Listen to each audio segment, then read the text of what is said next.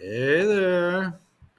We're going to do a little lesson here on how to do calculations involving solution concentration. So you may remember, by the way, TGIF, April 22nd, 2021, you may remember that concentration is the amount of solute you have divided by the amount of solution that you have.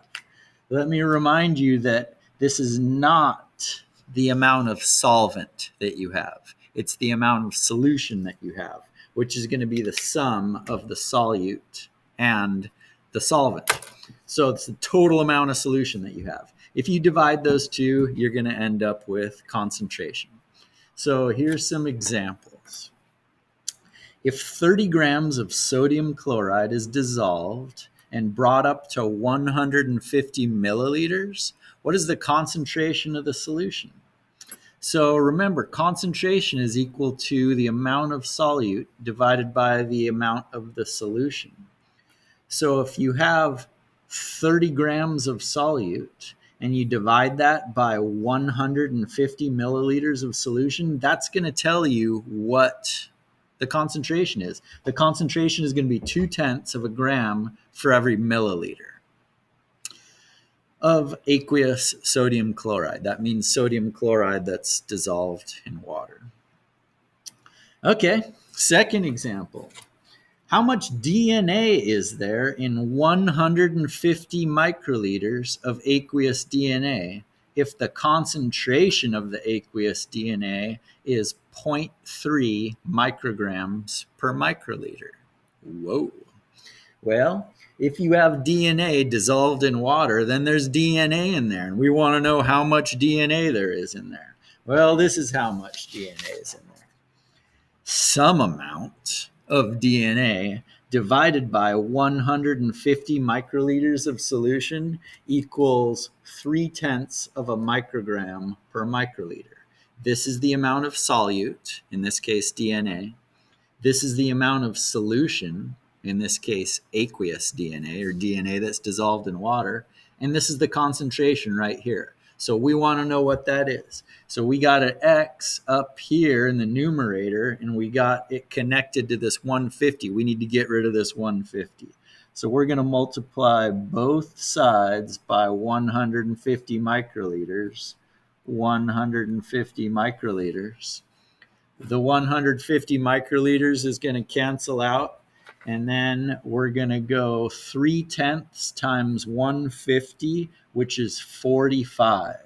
So there's 45 micrograms of DNA in 150 microliters of that solution. All right, that's good. Next example right here. You've got 36.3 grams of ammonium chloride, solid ammonium chloride, sitting at the bottom of a flask. What volume should you bring it to if you want the final concentration to be 100 grams per liter? So here we are with a flask with some solid ammonium chloride sitting in it. We want to know what volume we should bring it to if we want the final concentration to be 100 grams per liter.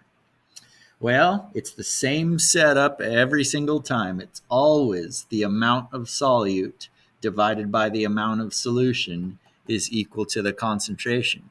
In this case, we don't know what the volume of the solution is. That's what we're trying to find out. So we need to get this X all by itself, and it's connected to this right here.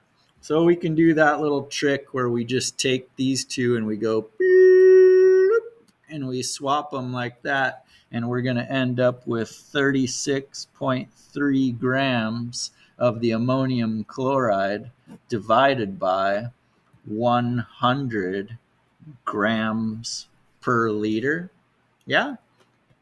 We'll look at this later, but you'll see that these grams are going to cancel out, and you're left with the inverse of liters in the denominator, which is the same as liters in the numerator. So 36.3 divided by 100 is 0.363. liters. That's what volume you're going to want to bring that to.